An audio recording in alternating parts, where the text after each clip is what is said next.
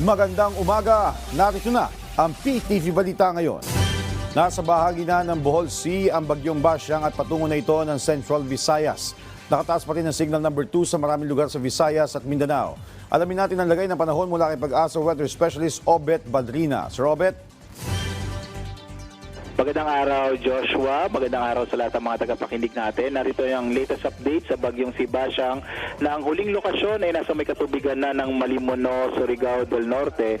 Taglay niya yung pinakamalakas na hangin, nasa 65 km per malapit sa gitna't pagbugso na sa 90 km per hour. Ito'y kumikilos pa kanluran, ilagang kanluran sa bilis naman na 20 km per hour. As of 8 a.m. ang signal natin, nakataas signal number 2 sa southern portion ng Leyte, Southern Leyte, Bohol, Central Southern portions ng Cebu, Siquijor, Negros Oriental, Southern portion ng Negros Occidental, gayon din sa Dinagat Island, Surigao del Norte, Northern portion ng Surigao del Sur, Agusan del Norte, Northern portion ng Agusan del Sur, Camiguin, Misamis Oriental, at Eastern portion ng Misamis Occidental.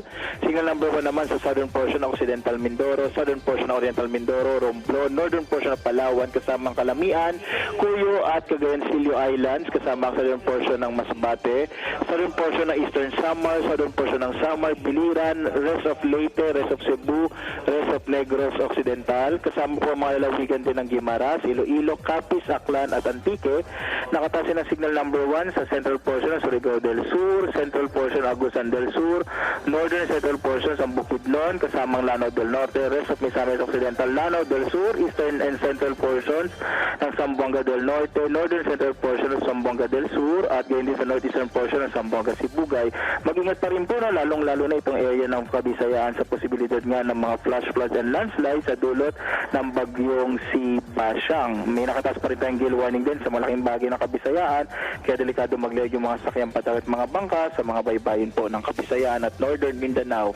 Samantala po, inaasahan naman natin na patuloy na kikilos malapit po sa main area ng Bohol, Cebu at Negros Island region itong bagyo. So posible pong magkaroon dito ng panibagong landfall sa mga area po ng Bohol, Cebu at Negros.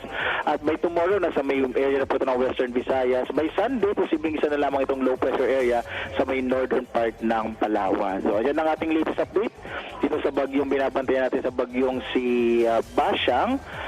Samantala dito naman sa Metro Manila at labing bahagi ng Luzon, generally fair weather pa rin ang mararanasan. Bagamat sa mga susunod na araw po, posibleng maka-apekto ulit yung shear, magdadala ng mga pagulan, lalong-lalo na sa may silangang bahagi nga ng Luzon. At ang ating latest update mula sa Pag-asa Weather Forecasting Center, Obet Badrina. Maraming salamat, Joshua. Maraming salamat, Pag-asa Weather Specialist Obet Badrina. Samantala, kahapon pa lang namamahagi na ng iba't ibang tulong ang Department of Social Welfare and Development o DSWD sa mga apektado ng pananalasa ng bagyong Basyang. Sa katunayan, namigay na ang ahensya ng ready-to-eat food packs sa mga stranded na pasahero sa Visayas at Mindanao. Nagsimula na rin magtayo ang DSWD sa Surigao del Sur ng modular tents para sa mga nag-evacuate na residente. Tiniyak naman ng DSWD na patuloy ang kanilang pag-monitor para ibigay ang iba pang pangangailangan ng mga apektado. Simula po kahapon, ang Department of Social Welfare Development sa pamamagitan po ng ating mga field offices ay namamahagi ng mga ready-to-eat food boxes sa mga kababayan natin na nasa mga pantalan na natigil nga po yung kanila pong pagbiyahe bunsod ng epekto ng bagyong Basyang. Gayun din po, nakapag-distribute din tayo ng mga family food packs doon naman sa mga lugar, particularly in Region Caraga, para sa mga pamilya at individual na lumikas mula sa kanilang pong mga tahanan in preparation nga sa pagdating ng bagyong Basyang. Gayon din po nakipag-ugnayan ng DSWD sa mga iba't ibang mga local government units para matiyak na mai-provide yung pangangailangan ng mga kababayan natin sapagkat sapat naman po ang mga resources natin na nakapreposition sa iba't ibang mga warehouses ng ating pong mga field offices. Nag-iwan ng matinding pinsala sa Mindanao ang bagyong Basyang, partikular na sa Iligan City, Lanao del Norte. Pagputok ng liwanag ngayong umaga, makikita sa larawan ang kalunos-lunos na kalagayan ng syudad matapos ang walang humpay na buhos ng malakas na ulan dahil sa pananalasa ng Tropical Storm Basyang kahapon at ngayong araw. Nananatili pa rin sa Tropical Wind Signal number 2 ang probinsya dahil sa bagyo.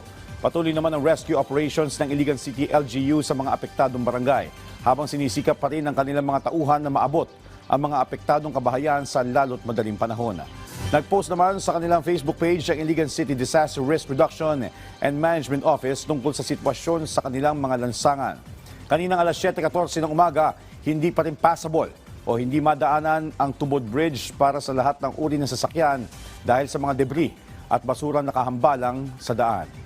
Samantala, hanggang sa mga oras na ito, mataas ang antas ng tubig sa kanilang ilog kung saan makikitang sira na ang pader ng riprap sa lugar at inabot na ng baha ang mga nasa paligid nitong kabahayan. Inilunsad na ng Pilipinas at Amerika ang logo na nagsilbing marka ng ika-80 taong diplomatic relations ng dalawang bansa. Ang 80th anniversary logo ay inilunsad sa isang kilalang mall sa Pasay City. Makikita sa logo ang 8 sigat ng araw ng Pilipinas o sinag ng araw ng Pilipinas, ang mga bituin at stripes ng watawat ng Amerika. Ayon kay Philippine Ambassador to the Philippines, Jose Manuel Romualdez, sumisimbolo sa logo ang 80 taong pagiging magkaalyansa ng Pilipinas at Amerika. Ang pagiging magkaibigan ng Pilipinas at Amerika ay nagsimula noong July 4, 1946. Samantala, ipinagdiriwang naman sa July 4 ang Philippine-American Friendship Day. Sa iba pang balita, asahan ang dagdag bawas sa presyo ng mga produktong petrolyo sa susunod na linggo. Sa pagtaya ng Department of Energy, posibleng bumaba ng 10 centavos ang presyo sa kada litro ng gasolina. Ngayon pa man, posibleng tumaas naman ang presyo ng diesel ng 30 sentimo kada litro. Habang 50 sentimo naman o 5 sentimo ang taas presyo sa kada litro ng kerosene. Ang oil price adjustments ay bunsod ng sigalot ng Amerika at Iran at ang paghina ng demand ng langis sa ibang bansa. At yan ang mga balita sa oras na ito. Para sa iba pang updates, follow at ilike kami sa aming social media platforms sa @PTVPH. Ako po si Joshua Garcia para sa Pambansang TV sa Bagong Pilipinas.